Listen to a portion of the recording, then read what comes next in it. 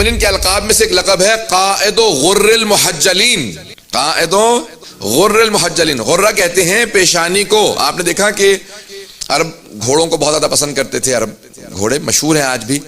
اگر بالکل سیاہ یا بالکل بھورے رنگ کا، براؤن رنگ کا گھوڑا ہوتا تھا اور اس کی پیشانی پہ ایک سفید رنگ کا نشان ہوتا تھا تو اس کو بہت اعلیٰ نسل کا گھوڑا مانا جاتا تھا. یہ سفید نشان بہت اچھی علامت مانا جاتا ہے، اس کو کہا جاتا ہے غرہ.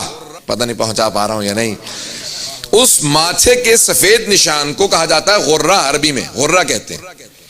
اور امیر المومنین کا لقب ہے قائد غر المحجلین، جن کے روز قیامت پیشانیاں چمک رہی ہوں گی، ان کے امام کا نام علی ہے. عزیزان کرام، قائد غر المحجلین، حجل یعنی چمکنا، چمکتے ہوئے چہرے.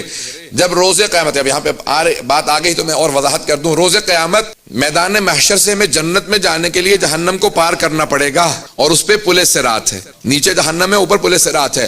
بے انتہا وہاں پہ اندھیرا ہوگا کیونکہ دھواں بہت زیادہ ہوگا. آگ سے دھواں نکلتا ہے، اب جہنم میں آگ ہے، دھواں بہت زیادہ ہوگا. تو صرف اور صرف امیر المؤمنین کے ماننے والوں کی پیشانیوں سے نور آ رہا ہوگا، ان کی پیشانیوں سے ایک نور آ رہا ہوگا. اس لیے مولا کا لقب قائد غر المحجلین. تو پوچھا مولا یہ کیسے ہم یقین کر لیں کہ ہماری پیشانیوں سے نور آ رہا ہوگا؟ تو امام نے ایک جملہ کہا کہ ایک بات یاد رکھنا، جو بھی خاک کربلا پہ سجدہ کرے گا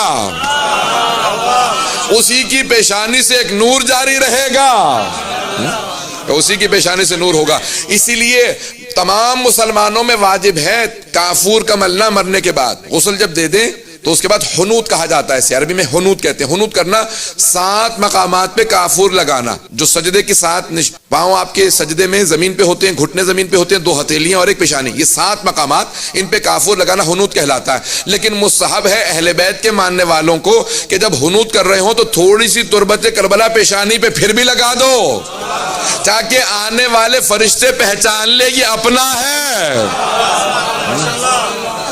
اسی کو کہا جاتا ہے قائد غر المحجلین، جن کی پیشانیاں چمک رہی ہوں گی، ان کے امام کا نام علی ہے. عزیزان گرامی، اب یہ کتنا نور، کتنی علامات ہیں.